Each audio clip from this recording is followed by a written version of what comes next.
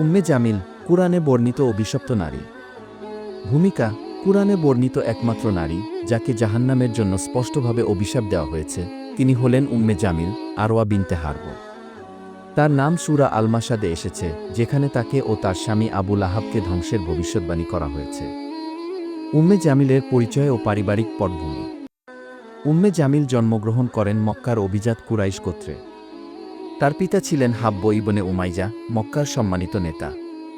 তিনি ছিলেন ধনী, প্রভাবশালী এবং অত্যন্ত গর্বিত। তিনি বিয়ে করেন আবু লাহাবকে, যিনি ছিলেন কুরাইশের প্রভাবশালী বণিক ও নবী মুহাম্মদের চাচা। ইসলামের প্রতি বিদ্বেষ। ইসলাম যখন মক্কায় বিস্তার লাভ করতে থাকে তখন উম্মে জামিল তা নিজের প্রভাব ও মর্যাদার জন্য হুমকি হিসেবে দেখেন।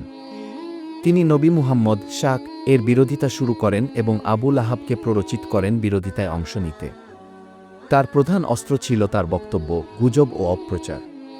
তিনি নবীকে কি পাগল, জাদুকর ও মিথ্যাবাদী বলে অপমান করতেন। নবী ও সাহাবাদের উপর পাথর ছোড়া, পথে কাটা বিছানো, এসব তিনি নিজ হাতে করতেন। খাদিজা রাত এর প্রতি শত্রুতা। নবী মুহাম্মদের স্ত্রী উম্মুল মুমিনিন খাদিজা রাত ছিলেন ইসলামের শক্তিশালী সমর্থক। উম্মে জামিল তার বিরুদ্ধে গভীর হিংসা পোষণ করতেন, অপমান করতেন ও সমাজে তাকে বিচ্ছিন্ন করার চেষ্টা করতেন। সূরা আল-মাসাদ ও চূড়ান্ত অবনতি।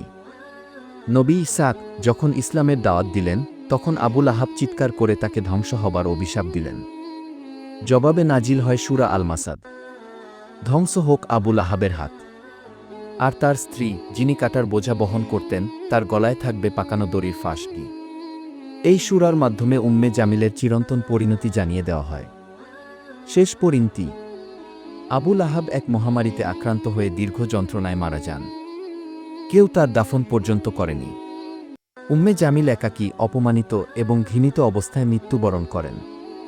বলা হয় তিনি হয় একটি পাথরের নিচে চাপা পড়ে অথবা দড়ি দিয়ে শ্বাসরোধ হয়ে মৃত্যুবরণ করেন, ঠিক যেমন কুরআনে বলা হয়েছে। বার্তা ও শিক্ষা: উম্মে জামিলের কাহিনী শুধু একটি ইতিহাস নয়, এটি একটি সতর্কবাণী। যারা সত্য ও আল্লাহর রাসূলের বিরুদ্ধে দাঁড়ায় তাদের জন্য শেষ পরিণাম কত ভয়াবহ হতে পারে তা এই গল্পে ফুটে উঠেছে। সম্পদ, ক্ষমতা, সম্মান সব কিছুই নাশর যদি তা অহংকার ও অন্যায় পথে ব্যবহৃত হয়।